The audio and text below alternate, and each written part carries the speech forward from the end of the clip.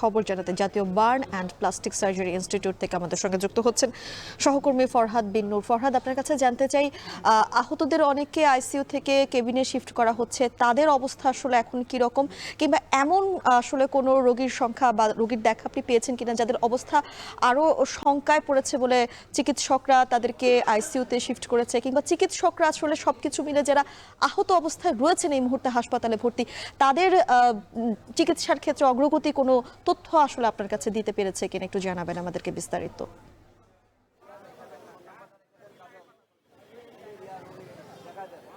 ধন্যবাদ বিম। অবশ্যই যেটি খবর আমাদের কাছে আছে যে এখন পর্যন্ত আসলে 10 জনকে যে ব্রিফিং করা হয়েছিল সবশেষ স্বাস্থ্য মন্ত্রণালয়ের পক্ষ থেকে, সেখানে উপস্থিত ছিলেন স্বাস্থ্য উপদেষ্টা, একই সঙ্গে উপস্থিত ছিলেন প্রধান উপদেষ্টার যিনি বিশেষ সহকারী। তারা কিন্তু এখানে প্রেস ব্রিফিং করে জানিয়েছেন যে 10 জনকে শঙ্কামুক্ত তারা বলেছেন। একই সঙ্গে যেহেতু 10 জনকে শঙ্কামুক্ত বলেছেন, তার মানে বাকিরা কিন্তু এখনো শঙ্কামুক্ত নন। আমরা আইএসপিআর এর তথ্য দিয়ে যদি একটু বলি, আইএসপিআর জানিয়েছে যে এখন পর্যন্ত এই ট্র্যাজেডিতে 31 জনের মৃত্যু হয়েছে এবং যার মধ্যে 2 জন কিন্তু শিক্ষক রয়েছেন। এবং এর মধ্যে আমরা দেখেছি যে বার্ন ইনস্টিটিউটে এখানে কিন্তু 2 জনকে কেবিনে শিফট করা হয়েছে বলে কিন্তু আমরা জেনেছিলাম।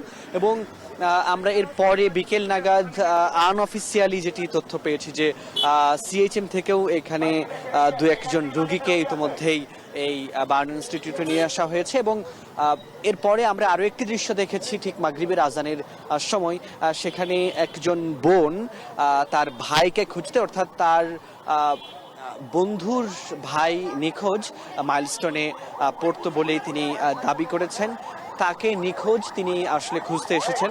এরকম স্বজন আমরা আজকে পেয়েছি যিনি খুঁজতে এসেছিলেন তার ভাইকে।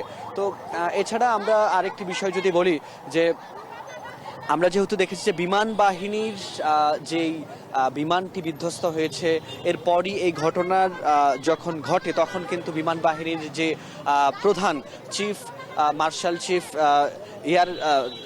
চিফ মার্শাল মাহমুদুর যিনি ছিলেন, তিনি কিন্তু এখানে এসেছিলেন এবং তিনি এসে আজকে তিনি বিকেল নাগাদ এখানে এসেছিলেন। এবং এই যে ঘটনা যখন ঘটে তখন কিন্তু তিনি তুরস্কের রাজধানীতে ছিলেন, তখন কেবল তিনি ওখানে পৌঁছেছিলেন এবং তখনও তিনি ইমিগ্রেশন শেষ করেননি, ভেতরে প্রবেশ করেননি। ইমিগ্রেশন শেষ না করে কিন্তু আবার তিনি সঙ্গে সঙ্গে দেশে ফিরে এসেছেন, আজকে সকালে পৌঁছেছেন। এবং এরপরে কিন্তু তিনি আজকে এখানে যারা আহত আছেন তাদেরকে তিনি দেখতে এসেছিলেন। তো এই ছিল আমার কাছে রাজধানীর বার্ন ইনস্টিটিউট থেকে সবশেষ তথ্য।